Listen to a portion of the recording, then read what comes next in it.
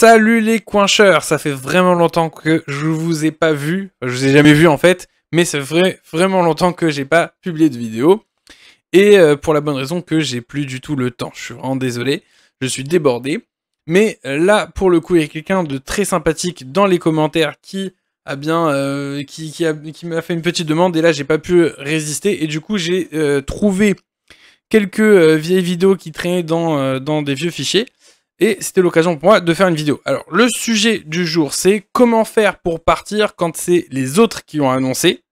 Donc, c'est les autres qui ont le plus d'atouts au final. Et c'est à nous, en fait, de commencer la partie.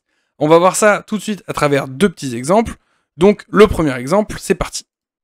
Dans cet exemple, mon adversaire à gauche, il a annoncé 80 piques. Moi, j'ai 3 piques, c'est pas mal. Et à part ça... j'ai un valet 3ème à carreau, mais franchement, 7 et 8, moi en général, même 80, j'aurais pas annoncé, donc 90, c'est sûr que non. Donc là, en fait, la technique, ça consiste à poser mon 7 de cœur. Pourquoi? Parce que mon 7 de cœur, il est sec. Donc quand je vais le poser, si mon coéquipier arrive à prendre le pli, en posant un as par exemple, et qu'il repart à 7 ensuite, je vais avoir la possibilité de couper. Donc voyons voir ça. Alors, ça c'est la vidéo, d'accord? Donc, je passe bien entendu, je joue mon 7 de cœur, et en fait, le but, ça va être d'essayer de récupérer le 10 de cœur de mes adversaires. Donc là, bon, spoiler, ça va pas, je vais pas réussir, mais on voit qu'au final, j'ai réussi quand même à prendre un roi et une dame, ce qui est plutôt pas mal. Donc voilà, en fait, si j'avais pu prendre le 10, ça aurait été vraiment beau. Sinon, c'est pas grave, j'ai quand même gratté quelques plis en plus. Et puis, imaginons, là j'avais 3 piques, mais imaginons que j'en avais qu'un, par exemple, ça aurait été la possibilité de le garder pour moi, quoi.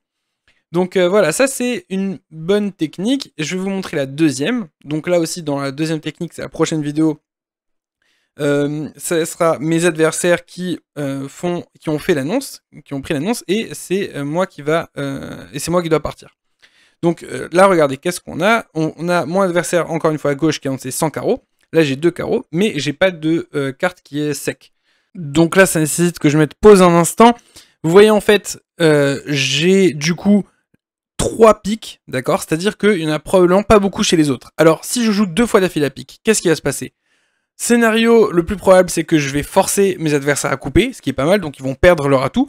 Et scénario un peu moins probable, mais encore plus sympa, c'est que mes adversaires jouent le 10 et que mon coéquipier coupe. Et ça, c'est vraiment le jackpot, et c'est ce qui va se passer maintenant, vous allez voir. Je pose mon 9, Loulou n'a pas le choix, il pose son 10, et boum, mon coéquipier coupe. On a gagné, regardez, on a gagné 40 points avec ce petit stratagème, et c'est pas mal. En fait, c'est même pas juste gratter des points, c'est vraiment... C'est peut-être grâce à ça qu'on va les mettre dedans, en fait.